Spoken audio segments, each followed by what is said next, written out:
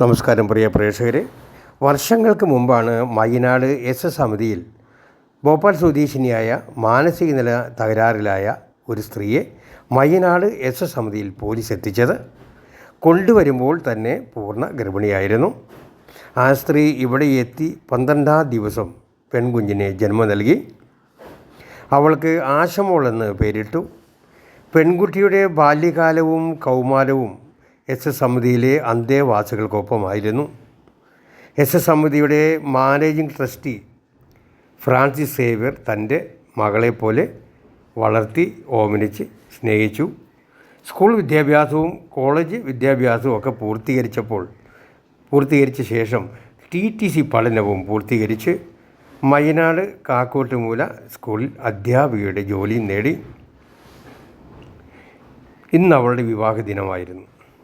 പടപ്പക്കര ജിജോ ഭവനിൽ ജിജിൻ ജോസഫ് ആശമോളെ മിന്നുകെട്ടി സ്വന്തമാക്കി.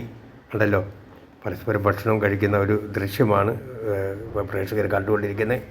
ഒട്ടനവധി രാഷ്ട്രീയ സാമൂഹിക രംഗത്തെ നിരവധി ആളുകൾ ഈ പടപ്പക്കര സെൻറ്റ് ജോസഫ് ദേവാലയത്തിൽ ഈ വിവാഹത്തിൽ സംബന്ധിക്കുവാനും അവരെ അനുഗ്രഹിക്കുവാനും ആശീർവദിക്കാനും ഒക്കെ എത്തി. അവരിപ്പോൾ എല്ലാവരും കൂടി ട്രസ്റ്റി ഫ്രാൻസിസ് സേവറിനോടൊപ്പം ഭക്ഷണം കഴിക്കുന്ന ദൃശ്യമാണ്.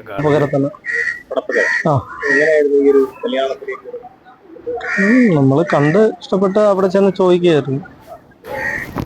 അതായത് അച്ചാച്ചൻ അവിടെ ഫുഡ് കൊടുക്കാൻ വന്നപ്പം എന്നെ പോലെ വേറൊരു ചേച്ചി അവിടെ നിന്നാണ് വളർന്നത്. അപ്പം റിലേറ്റീവ് അവിടെ ഇങ്ങനെ ഫുഡ് കസിൻ ബ്രദർ ഇട്ടേക്കുന്നത് അവിടെ നിന്നാണ്. അങ്ങനെ കണ്ട് പരിചയമായി ചെന്ന് ചോദിച്ചാണ്. ഞാൻ അവിടെ വന്ന് ജനിച്ചേ. അമ്മ പൂർണ്ണ ഗർഭിണിയായിരുന്നു വന്നപ്പം അവിടെ വന്നാ ജനിച്ചത്. അന്ന് മുതൽ ഇന്ന് വരെ സാറാ ഞങ്ങളെ വളർത്തിയെ. ഞാനിപ്പം കാക്കോട്ടുമുല ഗവൺമെന്റ് സ്കൂളിൽ ടീച്ചറായിട്ട് വർക്ക് ചെയ്യുന്നു. അങ്ങനെ ഇരിക്കുമ്പോഴാ അച്ഛൻ്റെ ആലോചന വരുന്നതും. ഇല്ല,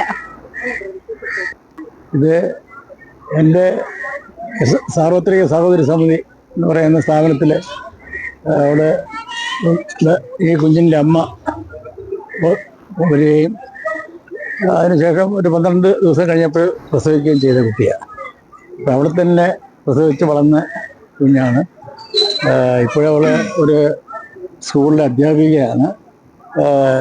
ഗ്രാജുവേഷനൊക്കെ കഴിഞ്ഞു. സന്തോഷമായിട്ടൊക്കെ പോകുന്നു. അവളുടെ അമ്മ ഇപ്പോഴും ഞങ്ങളുടെ കൂടെ ഉണ്ട്. അമ്മയുണ്ട്. അവൾ ജനിച്ച പോലെ അവൾ തന്നെയാണ്. പിന്നെ അമ്മയ്ക്ക് ഇപ്പോൾ ഒരു സങ്കടം ഇന്നിപ്പോൾ. അമ്മയ്ക്ക് മകളിങ്ങനെ മാറി നിൽക്കും എന്നുള്ളൊരു തോന്നൽ വന്നപ്പം ഒരു ചെറിയ സങ്കടം. അതുകൊണ്ട് അങ്ങനെ അമ്മയെ കൊണ്ടുപോയി.